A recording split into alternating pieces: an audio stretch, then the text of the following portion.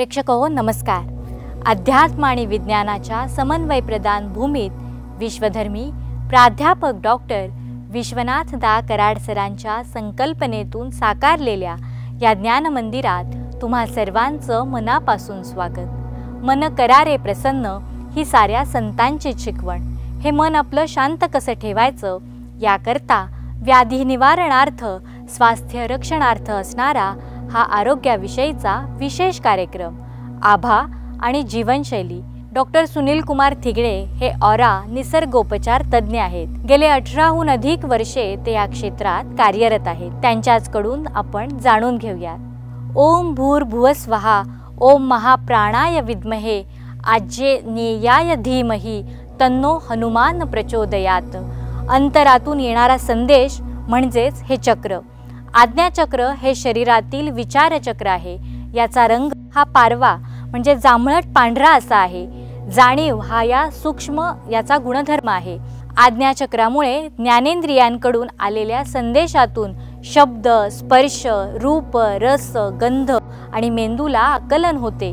पाहुयात या आज्ञाचक्राविषयीची माहिती आजच्या भागातून।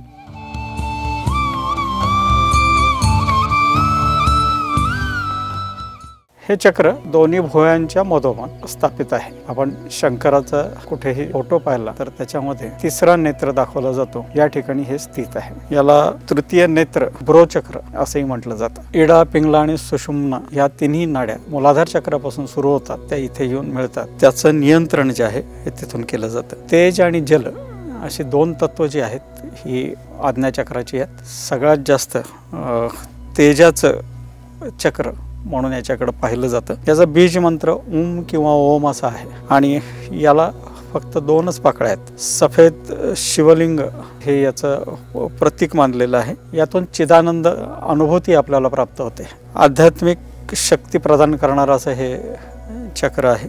याच्याशी निगडीत असं लहान मेंदू, मोठा मेंदू, मज्जासंस्था, संवेदना देणाऱ्या सर्व नर्वस सिस्टीम हे याच्याशी निगडीत आहे। भूतदया, नीतिमत्ता, मानवता, विवेक प्राप्ती ह्या गोष्टी आज्ञाचक्रातून प्राप्त होत असतात। तसंच मोह, माया, भ्रम यावर मात करण्यासाठी सुद्धा हे चक्र सातत्याने ॲक्टिवेट राहणं आणि बॅलन्स असणं हे गरजेचं असतं।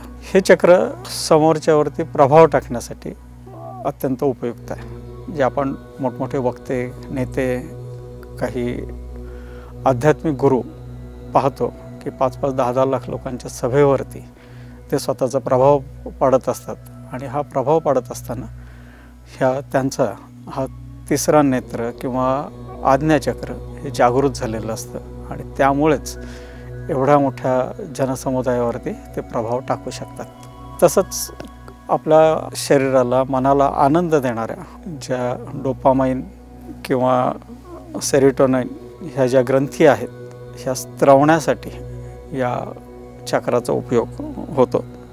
त्यामुळं आनंद, उत्साह, शांतता ह्या चक्रामुळे निर्माण होऊ शकते। प्रखर अशा ध्यानधारणेमुळे ह्या चक्राला पाहिजे ती गती मिळते आणि त्याच्यावरती प्रभुत्व हे मिळवता येतं। अनेक साधक, अनेक सिद्ध पुरुष यांना ह्याची प्राप्ती झालेली असते। प्रत्येक सामान्य व्यक्तीने सुद्धा हा प्रयत्न निश्चित केला पाहिजे, कारण आपला संपूर्ण समाजावर जर आपलं प्रभुत्व गाजवायचं असेल तर आपलं आज्ञाचक्र जागृत असलं पाहिजे। त्याचबरोबर आपल्याला जे निर्णयक्षम व्हायचं आहे, आपला आत्मविश्वास वाढवायचा आहे, जगासमोर जाताना यशस्वी व्हायचं आहे, तर याच्यासाठी आज्ञाचक्र तसेच आपला ऑरा लोकांच्या पर्यंत पोहोचवण्यासाठी आणि लोकांना आपल्या ऑराने आकृष्ट करण्यासाठी ह्या गोष्टीचा उपयोग आपण निश्चित करून घेतला पाहिजे। आणि हे जे केंद्र आहे, ऊर्जा केंद्र, हे केंद्र हे आपल्याला साध्य करून नक्कीच देऊ शकेल। आज्ञाचक्राचं स्वस्ती वाक्य आपल्याला सांगतं की साक्षात श्री हनुमंत हे आपले मार्गदर्शक आहेत, त्यांची उपासना करा। आजच्या भागात इथेच थांबूयात। भेटूयात पुढच्या भागात सहस्त्रार चक्रासह। नमस्कार।